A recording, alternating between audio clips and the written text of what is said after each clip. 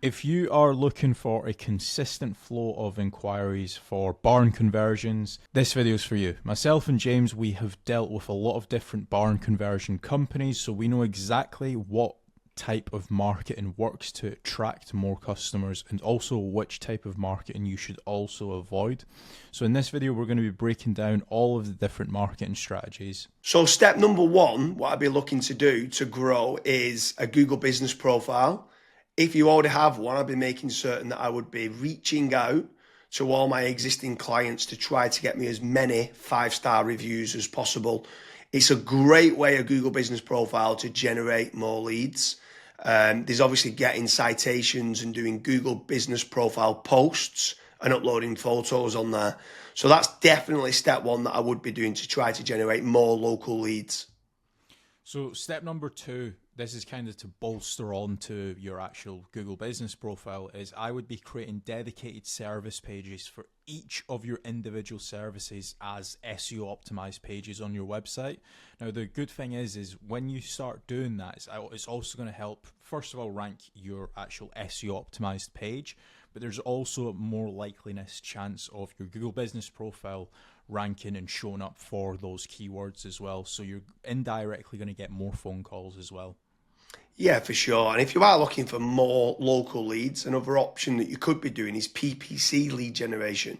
That's pay per click within Google or within Bing, where you're trying to target the bottom of the funnel keywords that can try to generate you some more inquiries. The difficult part to this is you need to make certain you do team up with a good pay-per-click agency, because there is click fraud and there's also needing to build up like a negative keyword list, so it's not people applying for jobs like a careers kind of job. So PPC can work well, but it can, in the wrong hands, you can waste a lot of money, but it's another way of generating local leads. Yeah. And then after that, you've also got like meta ads as well. So like Facebook, Instagram, where the next time when somebody goes on to Facebook, they might be scrolling, they might see your ad. Now, there's a few different ways that you can set up Facebook ads. You've obviously got option A, which is like lead forms, which is like really easy to do. They don't even leave the Facebook platform, like they never click onto your actual website. Now, the issue with lead forms is that the quality might not be great, but you can obviously add more questions in to try and up that quality of the actual lead. Then you've also got conversion ads as well, where that actually gets sent through to your website and then they fill out the contact form to you or on your website as well. So you've got a couple different options there that you can do. Yeah, for sure. And then another way to grow more local leads could be organic social media. So posting regularly on Facebook, on Twitter, on YouTube, on Pinterest, on Instagram. There's lots of different platforms out there that you can be trying to get there. Reddit's quite big nowadays. In Quora, it's quite big. If people have got questions and you can answer it. So organic social media is another great way to be generating more local leads for your business. With organic social media, I would say that it's more of like a volumes game. So you want to try and make certain that you're constantly uploading, whether it's, for example, a daily schedule or a weekly schedule. You might say, okay, I want to try and upload 5 videos a week, and you should just try and stick to that, especially when it comes to like algorithms like YouTube and Twitter and stuff.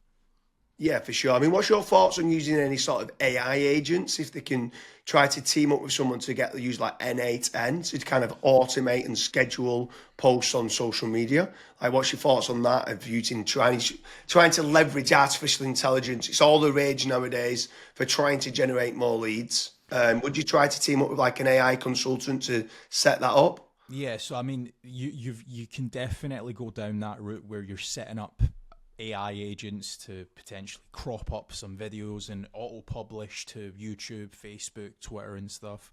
But another thing that I would also be focusing on is AI search. So a lot of people have started to kind of move away from Google. Not everyone, because there's billions of people still using it every single day, but there are slowly people starting to search in engines such as like ChatGPT, Gemini, Claude, Grok.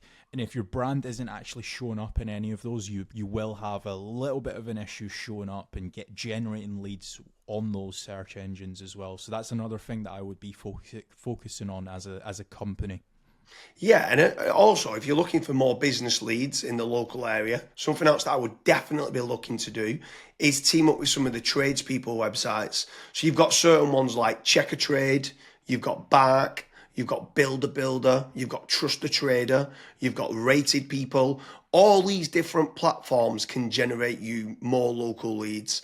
What I would say is making certain you're tracking your KPIs to see what return on investment that you're getting. You should be tracking not only the cost per lead, but the cost per acquisition and how much is that getting you on a return on investment. But tradespeople websites like those platforms can work very well.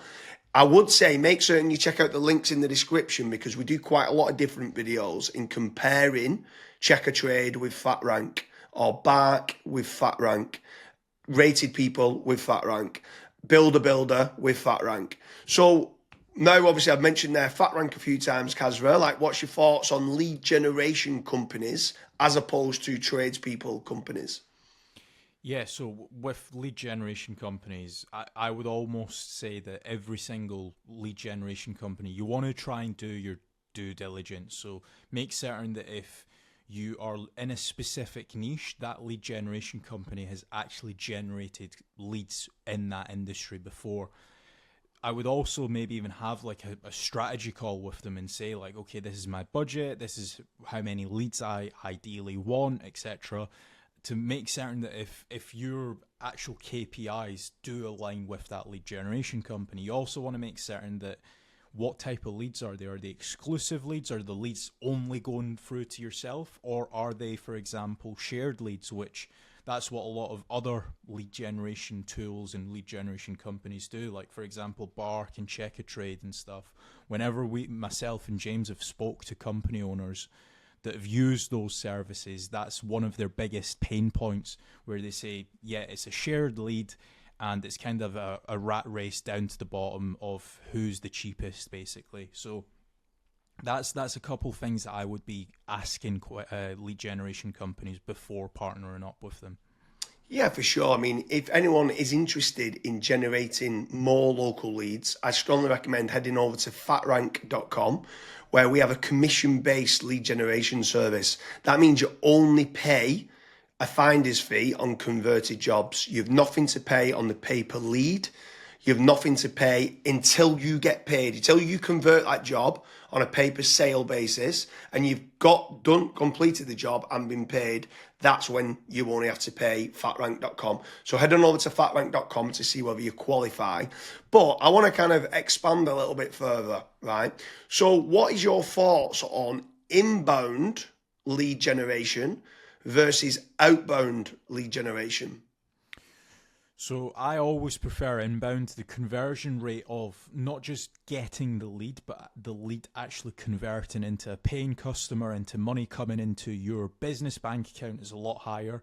The last stat that I saw for that was something like 16.1% end up converting into a paying customer, as opposed to 1.4% when it's a outbound lead. Yeah, that's So pretty crazy. That's like a 12, but yeah, it's 10, yeah, 12 times more conversion. yeah, Like, it's exactly. crazy how much more conversion that is. You need to do a lot of volume for kind of outbound, whether it's cold calling or cold email or like LinkedIn Sales Navigator and stuff like that. And sometimes you just need a lot more staff to do it as well. And people sometimes don't. They're looking at the cost going, I want to generate free leads. And they're like they think they're generating free leads, but they still cost of like the email sending, still cost of then the sales team try to convert them and stuff like that. So yeah, I completely agree with you that inbound leads is so much better than kind of outbound leads. But when what's your thoughts then on some people ask the question that come through that want local leads and then they talk about are these real-time leads? Like, is real-time leads very important to get? So as soon as they inquire, it comes through to you straight away. Yeah, it's very important. I think the last stat that obviously we this was internally that we saw was if you are able to get a real time lead, it converts 60% higher than was it 60 or 65%? It 60, was I think I think like 63% higher. And right. when we came and got the KPIs down, it was like trying to respond in under a minute, and it was like, what? We used to think Yeah. 5 minutes was good, and then when people respond in under a minute, so inquiry comes in, can you either ring them or email them back saying thanks a lot for the inquiry, and then getting more information? Yeah, it was Yeah, so pretty. I mean, I'm not saying that every company needs to respond in under a minute. But there are certain things that we obviously look at FatRank when we're looking to partner up with businesses. That's one of the things that a lot of businesses they kind of fall short on, where they might be away for 5 days on holiday and they don't have somebody to pick up the leads, and we're still providing the leads. So there's all these little different nuances that we look at when we are partnering up with companies. But the best thing that I would recommend to anyone that's looking to scale their business, that's looking to get a consistent flow of and high quality leads, is just fill out the form at FatRank. The team will tell you if you're the right fit or if you're not, and we'll also tell you and give you feedback why you're not the right fit and what you should do as your next steps. So I hope you like all the different lead generation strategies for your barn conversion business. If you are looking for a consistent flow of inquiries, make sure you're heading over to fatrank.com and fill in the form. And hopefully we can start generating you some more leads for barn conversions.